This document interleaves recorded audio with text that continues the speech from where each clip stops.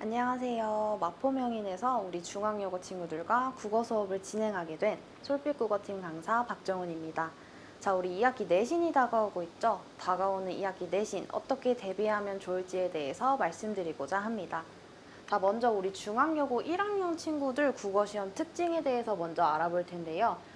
작년 2학기 중간고사 기준입니다.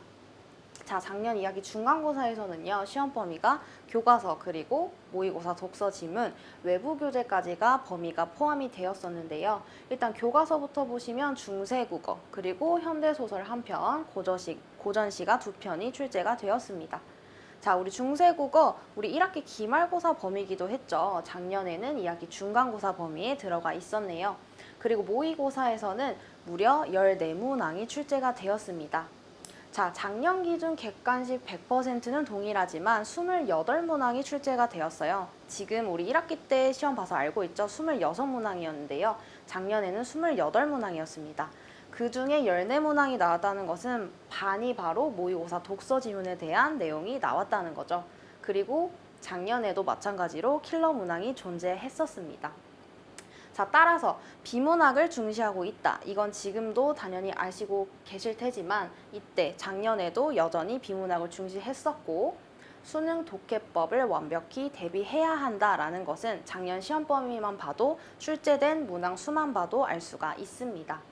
자, 최근에 본 1학기 중간고사와 기말고사 범위인데요. 시험 범위가 동일하게 교과서와 모의고사 비중에 좀 더 크게 차지를 했습니다. 자, 1학기 중간고사부터 보시면 교과서는 시조 한 편, 그리고 현대소설 한 편, 그리고 의문 변동에 대해서 다뤘고요. 모의고사는 2022 고1 3월과 6월 모의고사가 시험 범위였습니다. 자, 비문학이 시험 범위가 총 3월에서는 세 지문, 6월에서도 세 지문 해서 6개 지문이 시험 범위였죠. 그 중에서도 4개가 출제가 되었습니다. 이 말은 3월에서 두 지문, 6월에서 두 지문이 나왔다는 건데요. 자, 작년 2학기 중간고사에도 절반이 모의고사, 즉 독서 지문이 나왔다고 말씀을 드렸죠. 1학기 중간고사에서도 마찬가지로 문항수가 준 26문항 중에서 절반인 13문항이 무려 출제가 되었습니다.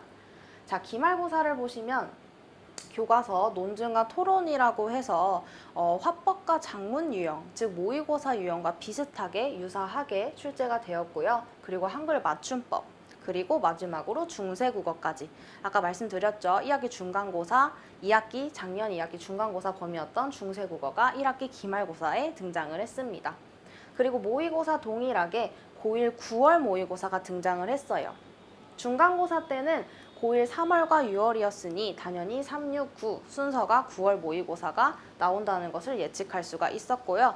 조금은 특이하게 문학에서 숙향정 고전소설이 출제가 되었습니다. 늘 비문학 지문이 출제가 되었었죠. 그리고 비문학에서는 인문과 기술 한 지문씩이 각각 출제가 되었습니다.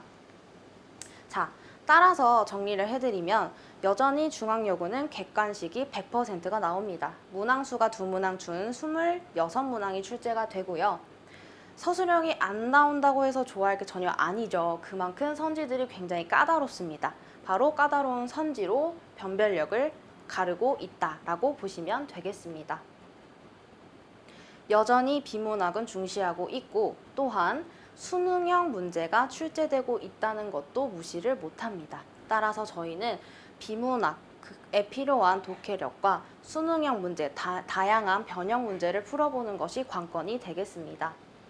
자, 이는 실제 출제 사례를 보면서 조금 더 자세히 알아볼 텐데요.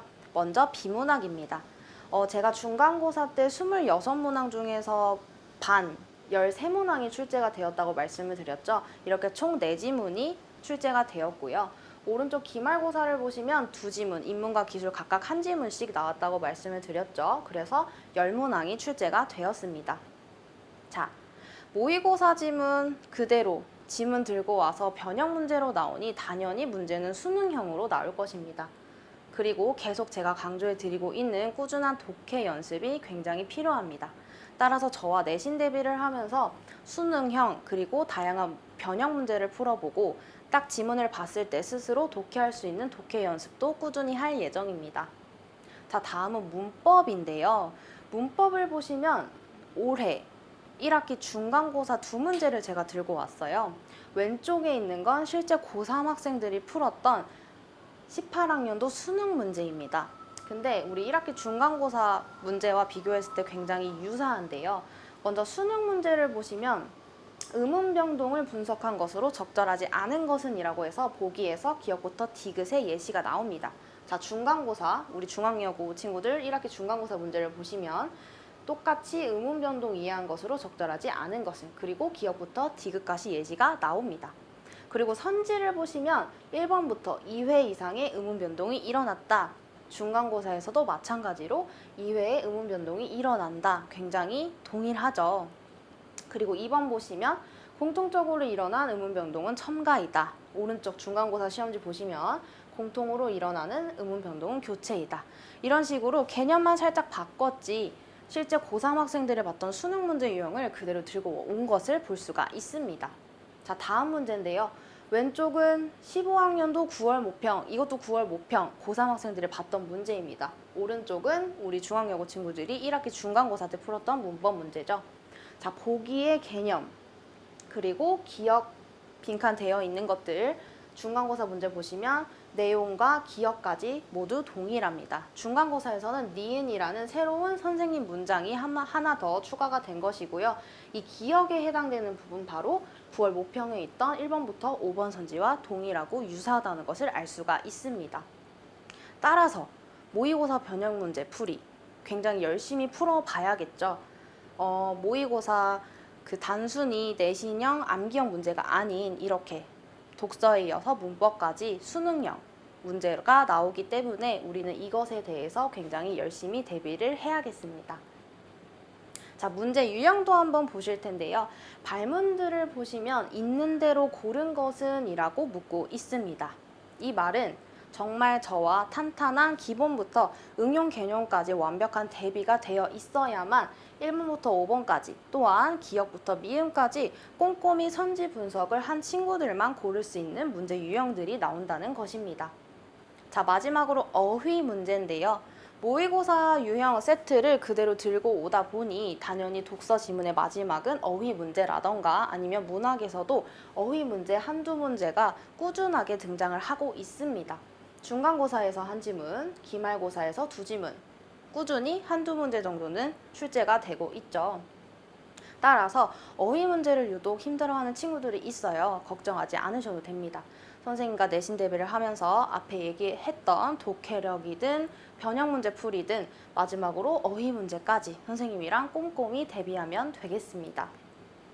자, 그래서 총 정리를 해드리면 자, 우리 중앙여고 친구들 1등급을 위해서 선생님과 수업 시간에 준비를 해야 될 것은요. 첫 번째, 꾸준히 중요시된 비문학, 심지어 문항의 절반이 차지할 정도로 중요시 되었었죠. 그래서 탄탄한 독해력 연습이 관건입니다. 선생님과 내신 대비를 하면서 정말 모의고사 지문이 딱 머리에 떠오를 수 있을 정도로 변형 문제까지 열심히 풀어보겠습니다. 자, 두 번째가 단순한 내신 암기형 문제가 절대 아닙니다. 따라서 수능형 문제풀이 연습을 선생님과 꾸준히 연습하면서 수능엔 이렇게 나오는구나 겁먹지 않도록 탄탄하게 연습을 할 예정이고요. 마지막으로 킬러 문항 무시할 수 없죠. 서술형이 나오지 않기 때문에 까다로운 선지가 나온다고 말씀을 드렸는데요. 그만큼 학생들이 함정에 빠질 수 있는 매력적인 선지가 나옵니다. 이 또한 마지막까지 대비할 수 있도록 학생들이 걱정하지 않을 정도로 저와 열심히 수업을 해보겠습니다. 자, 그래서 제가 우리 중앙여고 1학년 친구들을 위해서 어떤 교재들을 준비하고 있는지에 대해서 간단하게 설명을 드리고자 합니다. 가장 오른쪽에 있는 건 내신 B책, 바로 수업 교재입니다. 제가 말씀드렸던 독해력이라든지 아니면 모의고사 변형 문제, 기타 등등 중요한 개념들이 모여져 있는 수업 교재이고요. 옆에 있는 건 내힘 B책 교재입니다. 내 힘으로 선생님과 수업 시간에 했던 개념들을 확인할 수 있는 그런 교재이고요. 내신혁명은 바로 숙제 교재입니다. 제가 말씀드렸다시피 모의고사 변형 문제 또 다른 굉장히 다양한 문제 유형들을 넣어놓을 것이고 집에서 학생들이 스스로 복습하고 문제를 풀어보면서 내가 이런 게 부족하구나 라고 확인할 수 있는 그런 숙제 교재입니다. 자, 마지막 파이널 교재는요, 말 그대로 파이널. 학생들이 딱 펼쳤을 때, 이런 것들을 보고 시험에 딱 들어가면 되겠구나. 자신감을 갖게 해줄 수 있는 그런 중요한 파이널 교재입니다. 이것 이외에도 탑시크릿 파일이라고 해서 전년도 기출문제나 선생님이 생각했을 때 교과서 관련 작품들, 뭐 보기로 이런 작품들이 나올 것 같다라고 하는 바로 중앙여고 1학년 친구들을 위한 탑시크릿 파일도 제공이 되고요. 요거는 바로 복습 테스트입니다. 선생님과 매 수업 전에 복습 테스트를 진행을 하는데요. 내가 얼마나 잘 이해를 하고 있는지, 어떤 것이 약한지에 대해서 테스트 결과에 따라서 또 확인을 할 수 있는 그런 테스트입니다. 자, 다음으로 제 수업에 대한 특징에 대해서 말씀을 드릴 텐데요. 제 수업은 기초부터 심화까지 준비된 수업입니다.